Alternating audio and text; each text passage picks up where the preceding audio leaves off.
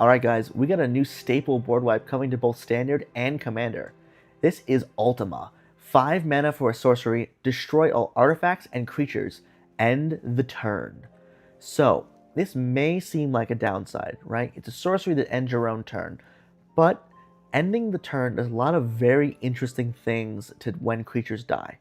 First of all, anything that would be placed onto the stack by those creatures dying is just exiled instead. None of it gets resolved. So if your opponent's got, I don't know, a Sephiroth emblem in play, or a ton of Blood Artist triggers that would go on the stack to kill you, or maybe they have a bunch of creatures that when they die they make treasure tokens or whatever. This just says no. All of it is gone. It is not an exile board wipe, so the graveyard still stays full. So it's not quite as like backbreaking for these little guy reanimator decks as like Sunfall would be. But it does also hit artifacts. That is huge, huge. I don't know if you've been playing any Standard recently, but Corey Steelcutter, a 2-mana artifact, has been the plague of the format. And wiping all of those away, plus all their creatures, is an effect we've not had until now.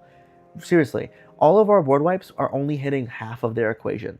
Of course, we still had the temporary lockdown, but the actual wipes we were playing, Sunfall, Split Up, a Day of Judgment, all of those would hit the creatures and leave behind their Corey Steelcutters and their other random enchantments that do things.